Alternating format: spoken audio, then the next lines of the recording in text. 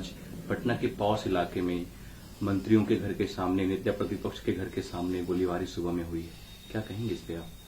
देखिए, प्रधानमंत्री आ रहे हैं, तीसरी बार आ रहे हैं पिछले 2 महीनों में, और जैसा कि हम लोगों ने पहले भी कहा था, ये तो एक सेट पैटर्न है एनडीए भाजपा की सरकार का।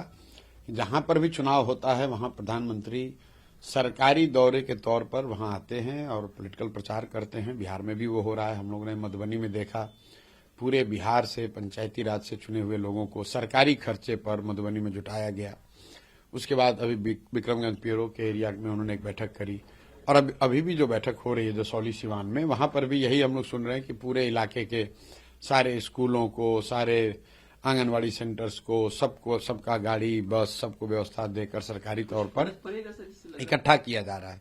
लेकिन मैं वही उसी पर आ रहा हूं कि आप कितने भी लोगों को इकट्ठा कर लें, जब लोग स्वेच्छा से नहीं आ रहे हैं तो उसका फर्क तो कुछ पड़ना नहीं है। दूसरी बात जो बिहार के लोगों के समझने के लिए है कि प्रधानमंत्री यहां आ रहे हैं और ये जो खर्च हो रहा है, ये खर्च किसका हो रहा है? ये बिहार सरकार का हो रहा है, बिहार की जनता का हो रहा है।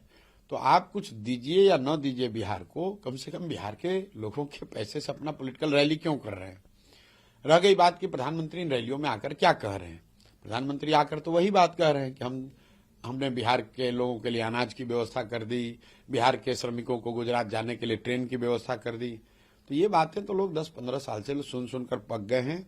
लोग तो ये जानना चाहते हैं कि प्रधानमंत्री बोलें कि बिहार में पलायन कब रुकेगा। 15 साल से वो प्रधानमंत्री हैं। 15 साल से मोदी जी के कहने पर, मोदी जी के चेहरे पर लाखों लोग बिहार में भाजपा को वोट देते हैं। आज समय है मोदी जी से पूछने का कि मोदी जी ये बताएं कि 15 साल में फैक्ट्री बिहार के बजाय गुजरात में ही क्यों लगती है, बिहार में क्यों नहीं लगती है? ऐसा कैसे है कि बिहार के बच्चे ही मजदूरी करने गुजरात में जाते हैं? कुछ लोग कहेंगे भाई यहां तो राज्य सरकार का ये मामला है। तो भाई राज्य में भी मोदी जी का ही सरकार है, राज्य में भी नीतीश भाजपा की सरकार है। तो मोदी जी और उसी राज्य सरकार के प्रचार के लिए मोदी जी आ रहे हैं।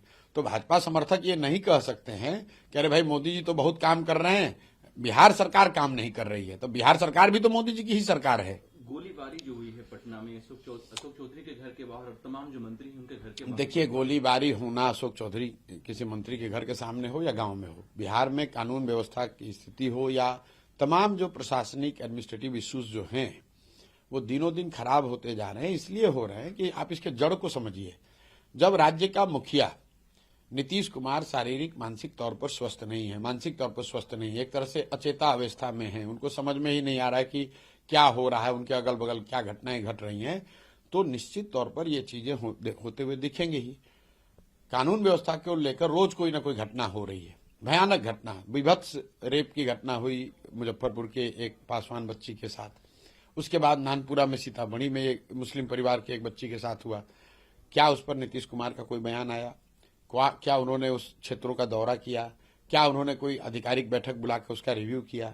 भाई उन्हें पता ही नहीं चल रहा है। अशोक चौधरी तो कहते हैं कि जो भी नीतीश कुमार को बीमार कह रहा है वो बिहार को अपमान कर रहा है। तो अशोक चौधरी डॉक्टर तो है नहीं, अशोक चौधरी डॉक्टर तो है नहीं।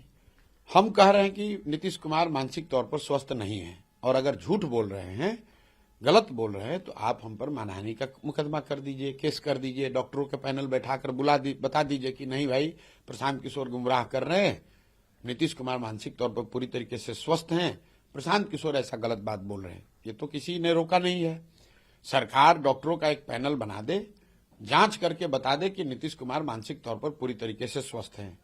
उससे नहीं होता है भाई कोर्ट में चले जाओ कि ये प्रशांत किशोर जनता को गुमराह कर रहे हैं, हम पर केस करा दें, वो लोग मानहानि कर दें।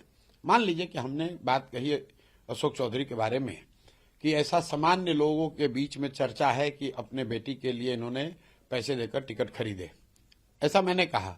अशोक चौधरी ने कहा यह गलत है, मैं प्रशांत किशोर पर मानहानि का मुकदमा करूंगा। जाके मुकदमा किए है, देखा जाएगा क्या होता है, वो तो कानून फैसला करेगा। उसी तरीके से अगर हम कह रहे हैं कि नीतीश कुमार मानसिक तौर पर स्वस्थ नहीं हैं, अगर आपको लगता है कि गलत है तो जाके मानहानि का मुकदमा कर दीजिए, थाने में केस कर दीजिए, डॉक्टरों का पैनल बुलाकर सर्टिफिकेट जारी करा दीजिए। सच्चाई यह है कि आप ये नहीं कर सकते हैं क्योंकि नीतीश कुमार सही में मानसिक तौर पर स्वस्थ नहीं है।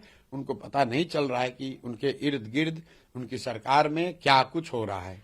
तेजस्वी यादव ने एनडीए का एक और नाम दिया है, नेशनल दामाद आयोग, जिसका संचालन करने, जिसका स्वागत करने प्राइम मिनिस्टर मोदी बिहार आ रहे हैं। और देखिए, मोदी इतने प्रोमिसेस बिहार में किए हैं, उनको शर्म आनी चाहिए बिहार में आने से। देखिए, तेजस्वी यादव क्या कहते हैं, खासकर परिवारवाद के मुद्दे पर, कम से कम लॉ एंड ऑर्डर, परिवारवाद और भ्रष्टाचार, इन 3 मुद्दों पर तेजस्वी यादव या राजद के लोगों को शर्म करनी चाहिए, नहीं बात करनी चाहिए। जिस परिवार का एनडीए गलत कर रही है, भाजपा गलत कर रहे हैं, भाजपा वाले, जदयू वाले तो बिल्कुल ठीक है, वो इसलिए कर रहे हैं जो मैंने आपको बताया कि नीतीश कुमार मानसिक तौर पे स्वस्थ नहीं, उनको पता नहीं चल रहा है कि क्या हो रहा है, तो जो उनके इर्द गिर्द के लोग हैं वो उसका लाभ उठा रहे हैं। लेकिन तेजस्वी यादव तो उस परिवार से आते हैं जिस परिवार का 1-2 नहीं 6-7 लोग राजनीति में है। कोई एमएलए है, कोई एमपी बनने का प्रयास किया, कोई किसी दूसरे संगठनात्मक संगठन के जगह पर है।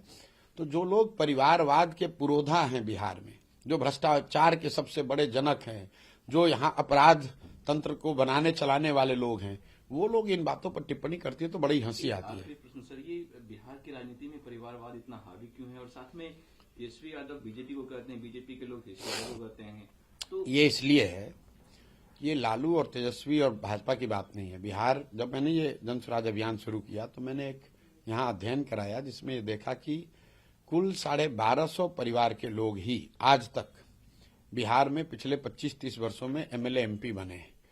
आप चाहे किसी भी दल के हों, किसी वर्ग के, किसी जाति के हों, कुल 1250 परिवार के लोग ही बिहार में पिछले 30-35 साल में एमपी एमएलए बने हैं। लोग जैसे समझते हैं कि भाजपा परिवारवाद पार्टी नहीं है, तो मान लीजिए कि उन्हीं का एग्जाम्पल ले लीजिए। लालू की पार्टी में परिवारवाद है तो सब जानता है। आप भाजपा को ले लीजिए, भाजपा के उप मुख्यमंत्री सम्राट चौधरी, इनके पिताजी शकुनी चौधरी, कांग्रेस की जब यहाँ राज होता था तो उसमें विधायक और मंत्री थे। फिर जब लालू जी का राज आया तो उसमें भी विधायक मंत्री बने। फिर जब नीतीश जी का राज आया तो उसमें भी विधायक मंत्री बने। मांझी जी जब मुख्यमंत्री बने तो उसमें भी विधायक मंत्री थे। और आज जब भाजपा की बढ़त थोड़ी दिखी पिछले 5-10 वर्षों में, तो भाजपा को भी कोई दूसरा कुशवाहा नेता नहीं मिला, उनको भी शकुनी चौधरी का लड़का ही मिला। तो ये हर विधानसभा क्षेत्र में, हर लोकसभा क्षेत्र में बिहार में आप देखेंगे 4-5 परिवार हैं, वही घूम फिर के वही किसी न किसी दल से लड़ते हैं, वही जीतते हारते हैं। उसी को तोड़ने के लिए तो जनसुराज जैसी व्यवस्था बनाई जा रही है।